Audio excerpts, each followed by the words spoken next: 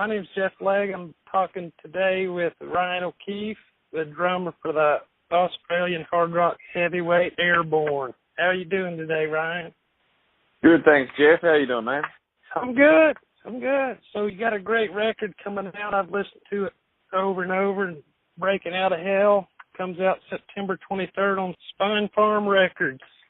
So how's this record to record any different than the others? Well, this one's actually the first one we've done in our home country, Australia. The first three we've ever done, we were all in the States. But we did this one with a producer we worked on our first record with, Running Wild, producer Bob Marlette. He flew down to Australia for 2 months and also got the world-renowned engineer Mike Fraser, who'd only mixed our second record, but had never engineered for us and mixed. So he flew down for 2 months to Australia. We all got together, threw it down to tape, and we had a blast making, and I think all of us are extremely proud and excited about it. Well, that had to have been hard on them having to fly to Australia for a couple months.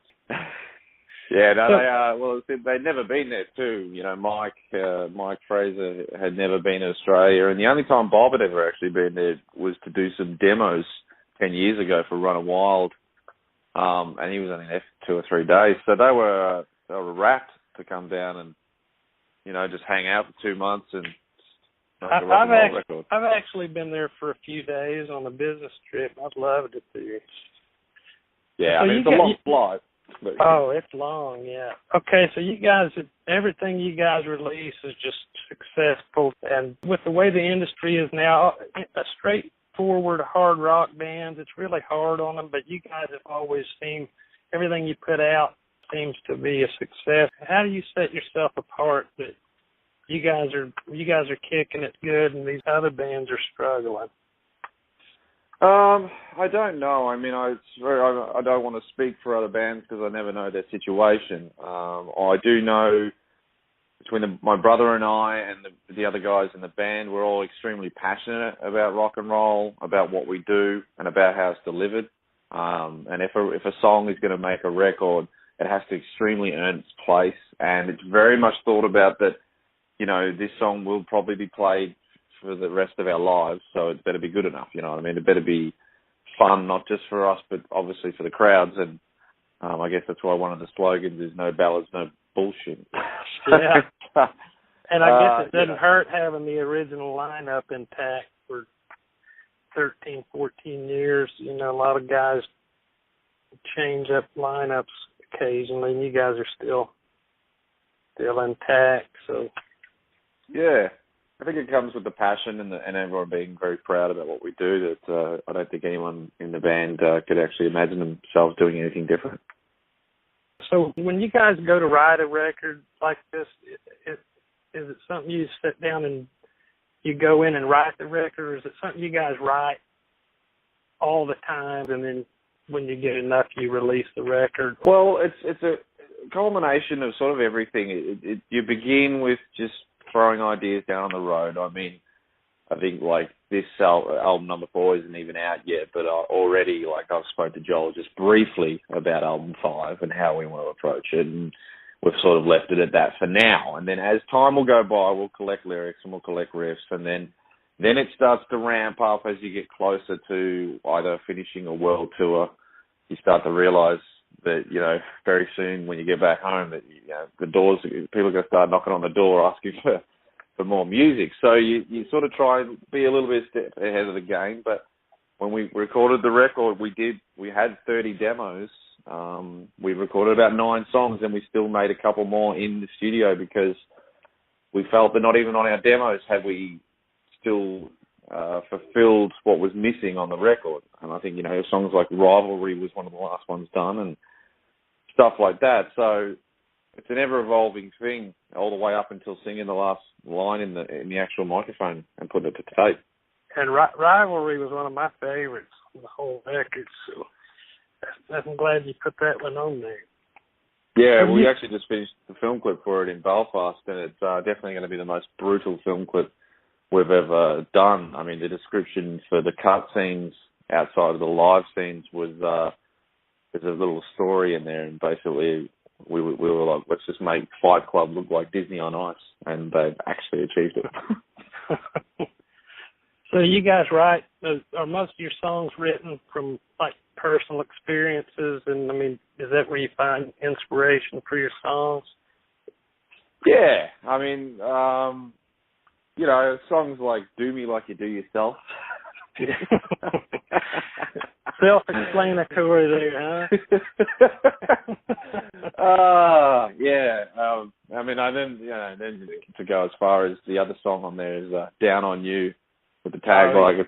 With the tagline, it's what every woman needs. So, yeah, they're from personal experiences. Thankfully, luckily. But you're still not dropping any ballads on any record, though. Nah. I mean, that's where that comes down to the,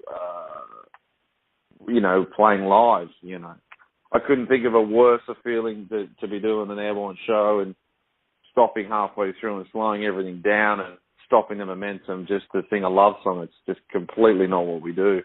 But it seems like, to me, and I might be my opinion, but it seems like there was a little bit more of a pissed off attitude on this record. Well, it's got some darker elements, got some aggression in there, which is always good and exciting.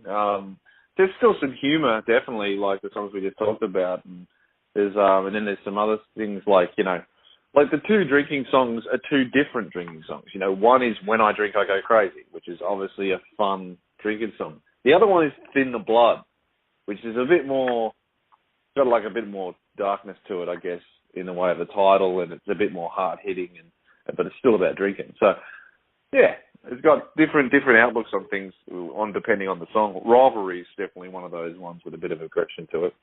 Yeah, I guess if you guys ever decided to do an autobiography, you could, When I Drink I Go Crazy could be the title. Probably, yeah. So, now the last track on the record, It's All for Rock and Roll. Can you share the inspiration behind that with Lemmy? Yeah, so they were the last lyrics we wrote in the studio because we had the song bed for a while itself, but the lyrics just weren't strong enough. And I remember Joel, even the title was a bit different when we originally had the demo, and then Joel came up with It's All for Rock and Roll. And I remember saying to him, well, I know exactly what that should be about. And he's like, well, what? And I said, we've got to write about Lemmy. And it was this is tying up the end of the record. We had 10 tracks done. And we were still, we actually had 11 because there was the B-side Bombshell. But, so we were pretty much still trying to figure out what else to put on the record. And it was that song. And it pretty much wrote itself overnight. It's almost like we were hanging to write a song about Lemmy and needed to. So, and, now I can't imagine the record without that one either. Yeah, that's true. Yeah, that's a great song, too. How in the world did you guys get him in the video for Running Wild? Well, the actual true story is, have you ever seen a movie called Con Air? Oh, yeah. So the guy that flies the plane in that, one of the prisoners, he kind of looks a bit like Lemmy. So we initially said, well, can we get that guy because he looks a bit like Lemmy? Because we would have never thought of actually approaching Lemmy, but somebody at the label actually called his management up, and he said he would do it for free as long as the limo would pick him up from the Rainbow Bar with 2 bottles of Jack, 2 bottles of Coke, 2 packets of salt and vinegar chips, and then he'd come shoot the video, and then as long as the limo would drop him back. And we actually hung out in the limo with him, listening to ZZ Top and drinking Jack all night. It was great. So he actually had a rider for the limo ride, huh? Yeah, that's all he wanted. He didn't actually want to be paid. Well, I bet that was pretty shocking, huh, when you got that call? Absolutely, especially when we didn't even think about approaching him. Well, he must have been, because you guys your live shows, you're famous for, your records are great, but you guys are just known as being this live band that just tears the house down. How much hell do you guys how much of it is I mean, is there a stage Airborne, and then you guys maybe are a little bit more subtle, or is it? Yeah, I mean, before a show, we're actually pretty quiet. Might have maybe a beer or maybe two max. You know, everyone's very focused. It's almost like you would imagine an athlete would be, or a football player before they hit the field. It's like you're just trying to get in the zone, thinking about the show, and then as soon as we're out there, the adrenaline hits and we go nuts. And I mean, I've got a champagne bucket full of beers next to the drum kit, which is great. So halfway through, I might crack a couple of beers, and it's and then we're into the show, and it's exciting. And after the show, we generally like to have a drink and then and kick back, and then the next day is the same again. Everyone's in the zone, focused, and then hit the stage, try and do the best we can, and night after night. Have you guys had the opportunity to play any of the new material in front of a crowd yet? Well, we've been playing Breakin Outta Hell, and that's been going really, really well. Surprisingly well. People know all the lines and the words, so that's been great. And Rivalry pretty much came out the day we were finishing the last show in Europe just now. So we flew into LAX when the song was pretty much coming out. So that one will be in the set when we start the North American tour. So we'll be playing those two, and then somewhere in the early part of Canada, the album will drop, and we'll be adding. Well, I think we're definitely going to have to add "It's All for Rock and Roll" because it's for Lemmy, and then I don't know. I mean, In the Blood, and there's so many songs. And just keep adding to it.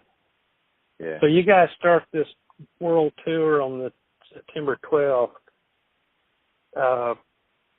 And then I guess that takes you on through Canada, then Europe, and then I think don't you end up back in Australia sometime in January, I think. Yeah. Well, we actually started mid this year. I think it was July in Europe, and then but yeah, it'll go all the way through to Christmas, and then we'll play Australia for the first time in I don't know how long it's been. So they're pretty excited. And then all of next year it's going to be all about the album touring. So we hope to be on the road, flat chat all of next year. So 17 you'll be covered up with tour dates. We'll probably come back to North America as well. Oh, that's good. So do you guys intend on headlining the whole time, or is there somebody that you can maybe give us a hint of something that's cooking? Oh man, we haven't got anything yet, but I mean it'll be headlines or obviously festivals, or depends if a big gun takes us somewhere on the road. But I have no information yet about anything like that. But who knows what's going to happen? That's the exciting thing about releasing a record.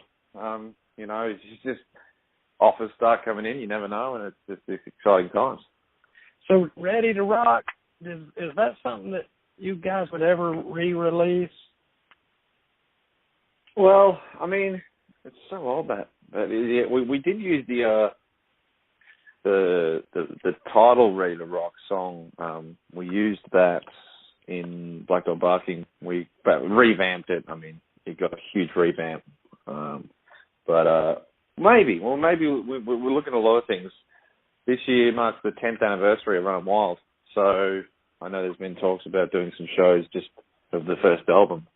You don't know how hard it is to get a copy of that. I think there's only 1,000 press. Yeah, there was only 1,000. Only ever sold at our shows that we were doing. Pretty much it was only just Australia in the very, very early days.